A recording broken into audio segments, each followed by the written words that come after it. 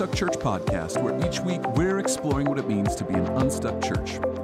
If you're headed into 2022 feeling dissatisfied with half-full worship services, a lack of volunteers, and declining engagement in your key ministries, it's time to consider a reset and shifting to a new strategy for a new season.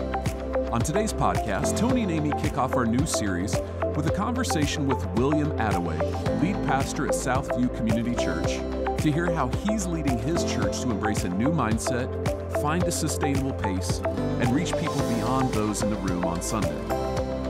If you're new to the podcast, before you listen, head over to theunstuckgroup.com/podcast and subscribe to get the show notes in your email.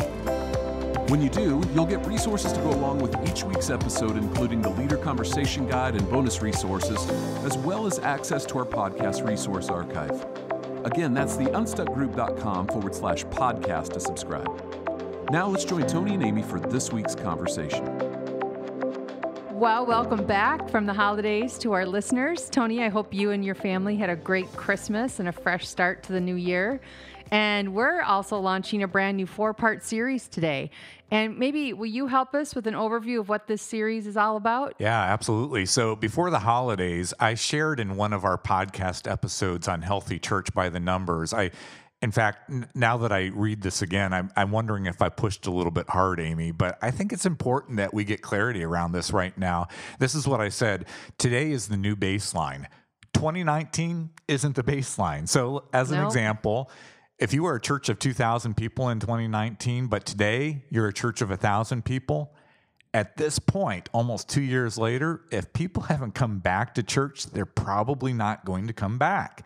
Instead, we need to start acting like we're a church of 1,000 people, and we need to invite those 1,000 people to join our mission with us to reach our friends, family, coworkers, and neighbors and connect them to faith and church. So I'm saying it again, Amy. I think it's a new mindset. We need to press the reset button and kind of look at where we are today and start to move forward from this place. And because today is the new baseline, it really does beg the question then, how do churches need to reset their approach to engaging our mission? Or to say it another way, how do churches experience a fresh start all over again?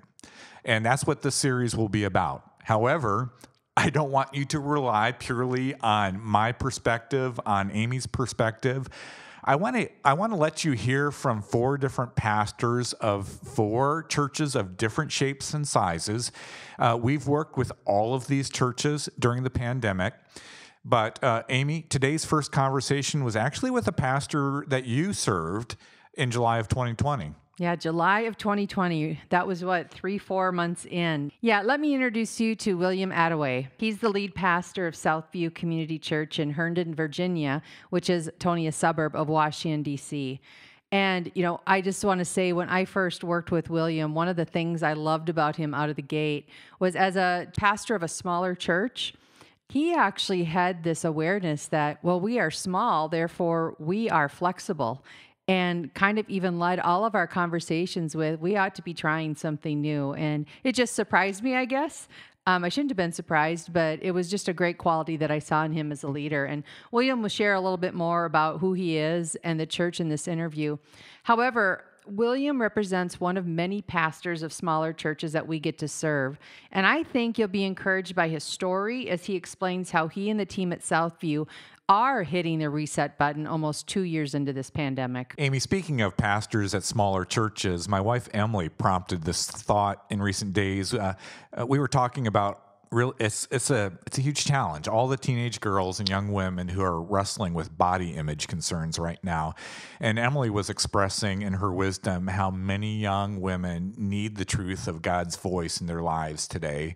And of course, a good example of that truth is revealed in Psalm 139. It's just a powerful way that David describes this, where he wrote and reminded us that we are fearfully and wonderfully made. And not to downplay the importance of the fact that we as individuals are made in the image of Christ, and not to downplay that many women and men, for that matter, are struggling with body image. But the thought occurred to me that many pastors I speak with also have body image issues, only it's not our physical bodies.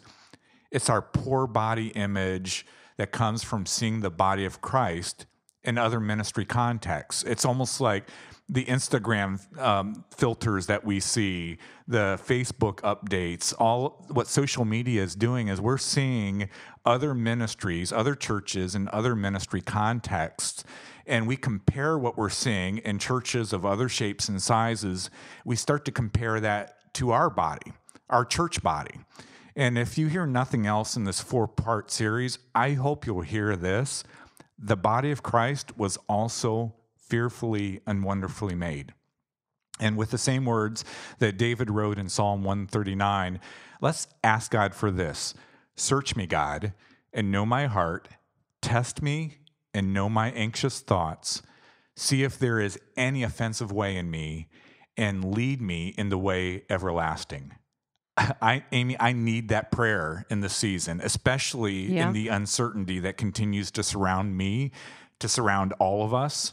Lord, lead me. And with that, lead our churches in the way everlasting. And with that thought, let's listen to my conversation with William from Southview Community Church. Well, William, thank you for joining us for today's conversation. In a moment, we're going to be talking about your church, but maybe you could catch us up to speed talking a little bit about your backstory and how you got started in ministry, and then how long you've been connected to the church at Southview Community Church. Sure, Tony. About 24 years ago, I transitioned from the marketplace into church world, and have been serving in the local church since then. I've been at Southview now for just over 17 years.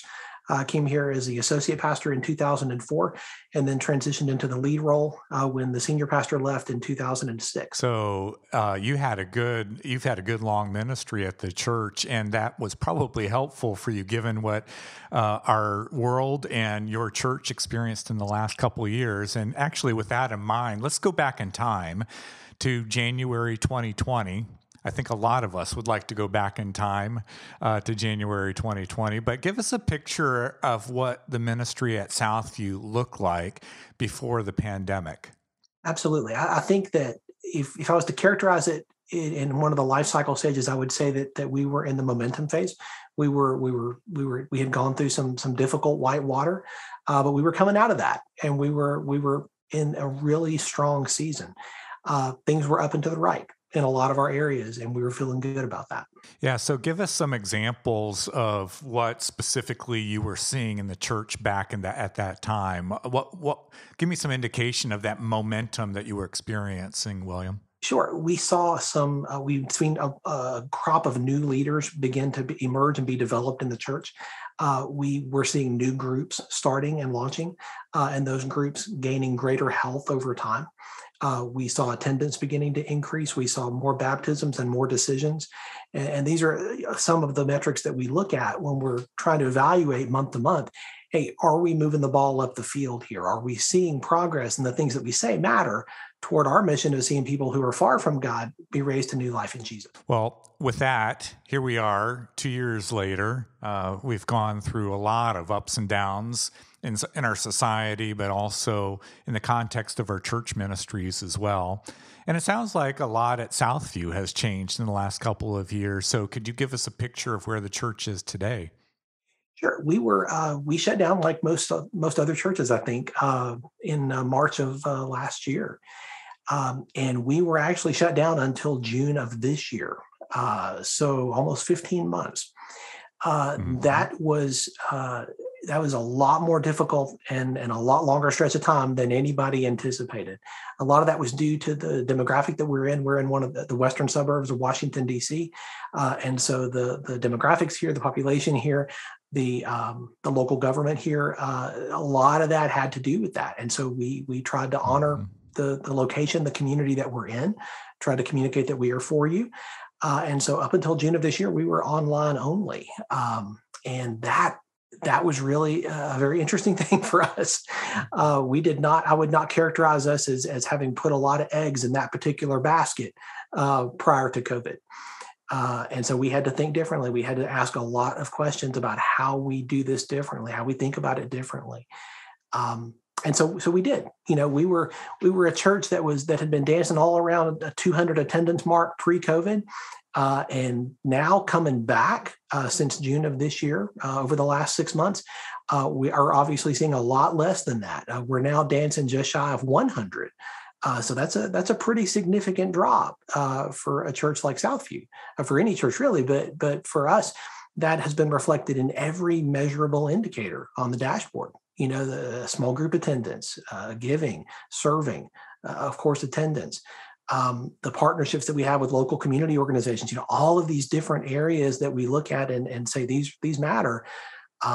Wow, that's been a big difference. And so what we have tried to do is think for the last 6 months and going forward, instead of saying, hey, let's just pick up where we left off and pretend like nothing ever happened.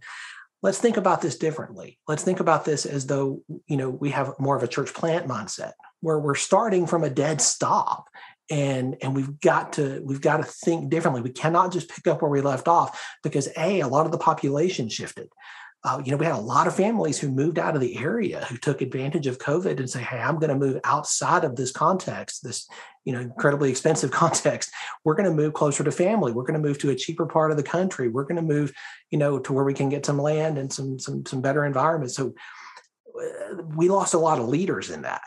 And that was a big hit for us. So we couldn't just come back in and say, hey, let's just pretend nothing ever happened.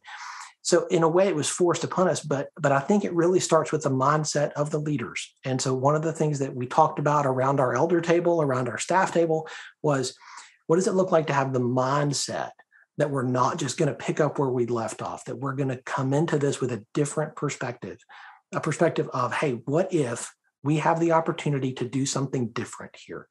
There's a quote that I heard almost a year ago now that has just resonated so deeply within me. It was from Amy Edmondson over at Harvard Business School. She said that too many are asking whether we will go back to normal. She said, to me, the problematic word is back. She said, there is no going back to pre-COVID times. There is only forward to a new and uncertain future that is currently presenting us with an opportunity for thoughtful design. I'll tell you, that last phrase I have used more times in more context. I did a whole series as we came back called Better Than Before, and I used that quote. And I said, we have an opportunity here. We don't have to just come back like we left. We can do something different. We can come at this from a different perspective and think about this in a lot of different ways. I love what Mark Batterson says. There are ways of doing church nobody's thought of yet. This is an opportunity for us to very thoughtfully design what we do, how we do it in a way that honors our leaders, that honors our volunteers, in a way that I don't think have always been great at in the past. Yeah, that's helpful. And I appreciate that challenge from that quote too. And we'll definitely want to include that in the show notes so that listeners can have that in front of them as they're considering next steps for ministry and leadership as well. William, as you look back, and you've alluded to some of the challenges you've experienced, but as you look back at these last couple of years, what would you say was the biggest challenge that you had to overcome?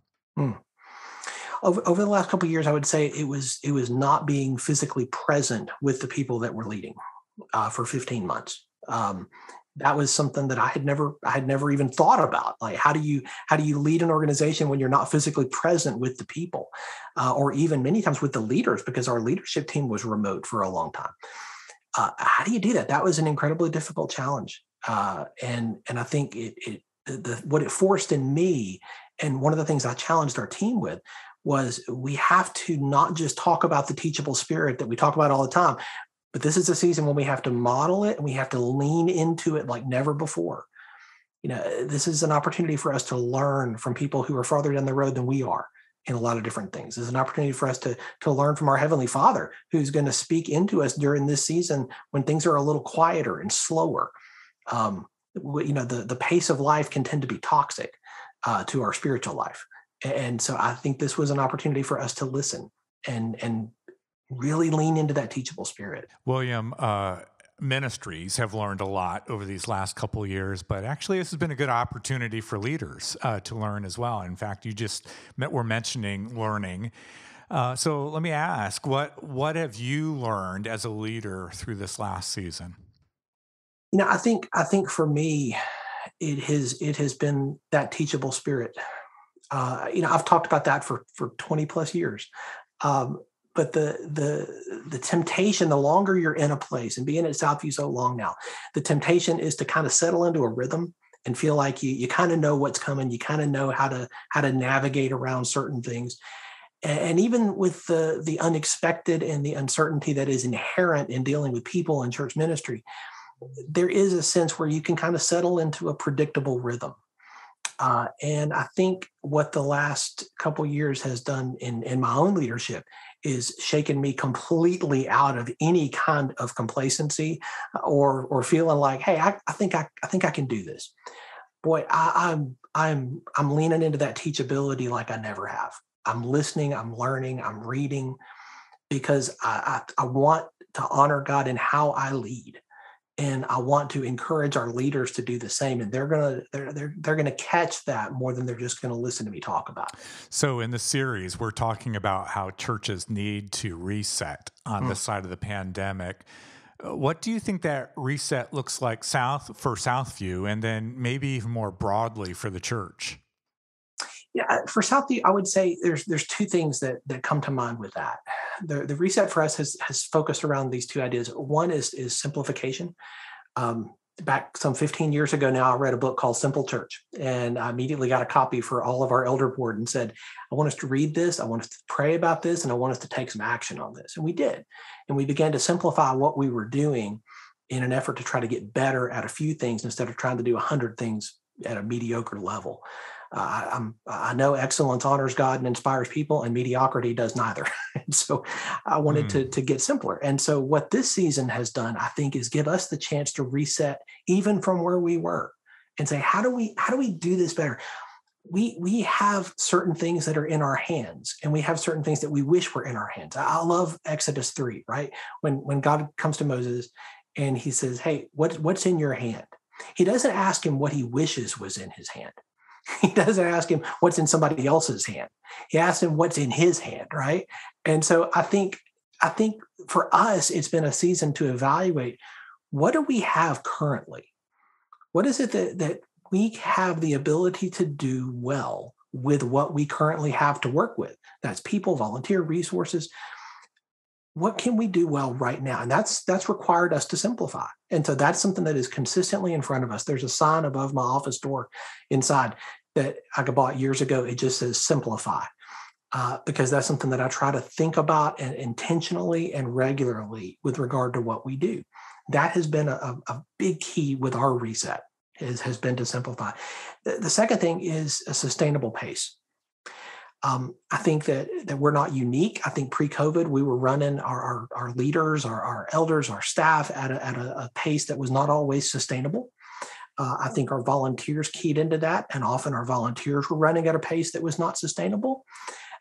And so one of the things that I have talked about this year, as we have rebooted the physical campus and tried to run that parallel with what we're doing digitally, is to say, hey, what does a sustainable pace look like for us? What does it look like? And are we honoring our volunteers? Are we honoring our leaders by modeling it and by encouraging it? And so that's a conversation that is constantly ongoing. I had it this morning with two of our team. I said, is this a sustainable pace for you? That's not to say I want people to be lazy. I don't think any of us are going to be charged with that. But there's a sense in which I think in church world, we can tend to run too hot, too hard, too fast and burn out. And that doesn't help anybody. And so for us, simplify and the sustainable pace, both of those have been key parts of our reset strategy. Well, you mentioned that parallel path of digital strategy, ministry strategy that you're engaging. Sounds like about half of the folks that were connected to your church pre-COVID have come back to your building for services and ministry. What's your sense as far as the other half? Are they staying engaged online? Are you reaching new people online? Any sense of what that's looking like for your ministry? It's hard to gauge. I'll say that we have a lot of anecdotal evidence that a lot of people who just aren't back physically yet are engaged online. They tell us this, they'll email or whatever and call us and let us know that. I know we are reaching a lot of people at a distance that we never were before. We do dive into the metrics and see that, we have people who are engaging. And for us, the 1 minute mark of views is kind of the thing we look at. From that, we're seeing people from about 30 different states inside the U.S. And about 6 or 7 different countries every week that are engaging outside the U.S. With what we're putting out. What we want to do, and what Amy helped us with our time with Unstuck, is to help us begin to craft that strategy in ways that over the next year, we're going to be doing increasingly more than just what we have been doing, in different ways to connect in different ways with people who are far from God. Small bite-sized chunks, not necessarily full messages or full services or full worship or anything like that, but just bite-sized chunks to connect people where they are in those spots where they're hurting right now, where they're feeling the pain points. And so that's part of our digital strategy for 2022 going forward, is to leverage that beyond just an opportunity for people to look in the windows and see what happens on a weekend.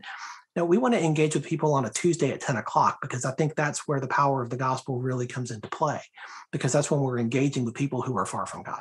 Yeah, and referring back to that quote that you shared, we're not going back to where we were a couple of years ago. We're moving forward into the future.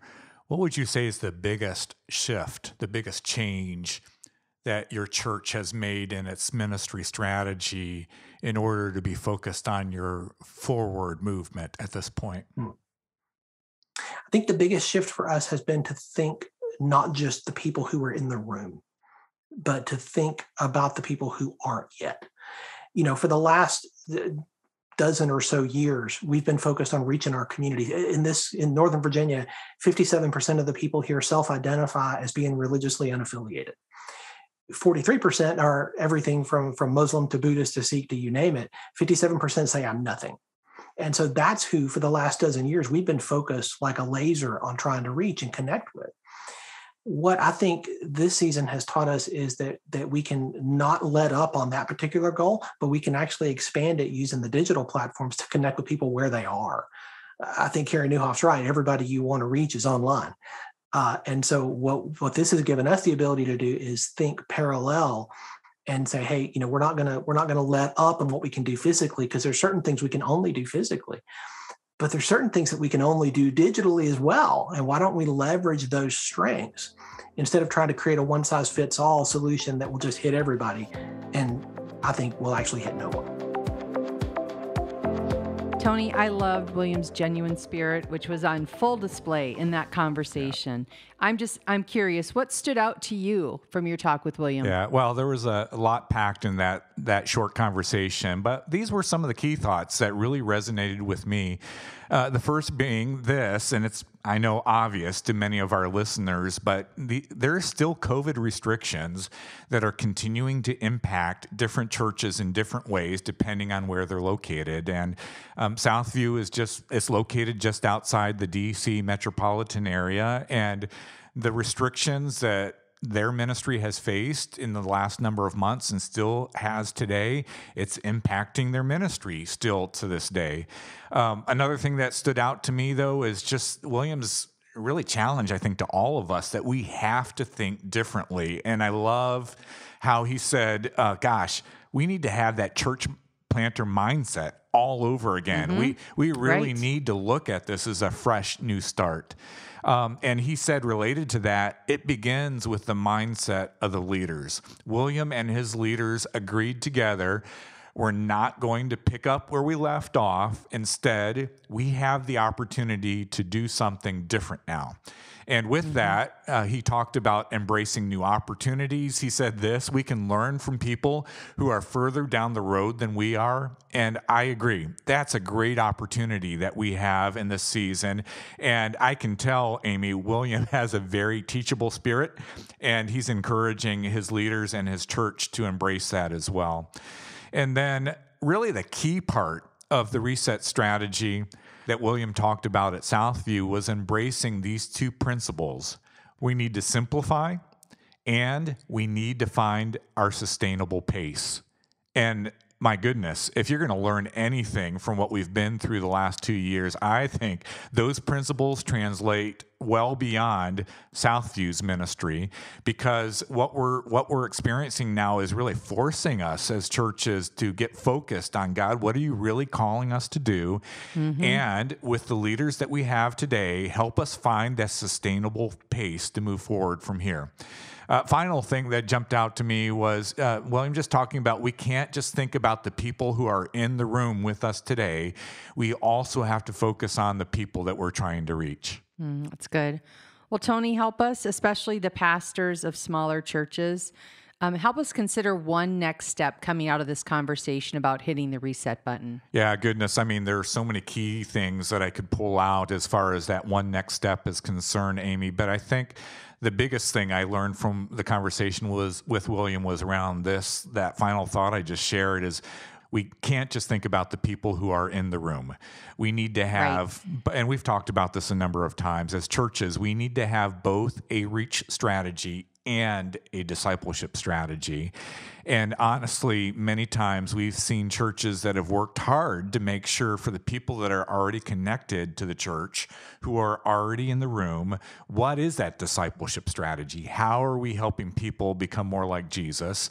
But maybe where we've neglected our thinking and our strategy is around who we're reaching outside the church and outside the faith. And so especially on this side of the pandemic, we can't assume that new people are just going to show up to our church on Sunday morning. William mentioned their online strategy, and I love it because what he just opened us up to is a thought that even if we're a small church, we can still have an effective online strategy. I think for many churches, that reach strategy is still going to involve our Sunday services, but we need to make sure our Sunday services are speaking both to people who are further along in their spiritual journey and those that are taking their first steps. I think part of this reach strategy may look like mobilizing our congregation to encourage them to develop relationships with their friends, their neighbors, their coworkers, and then when the time is appropriate, to share their spiritual stories and then invite people to take their next steps towards faith in the church.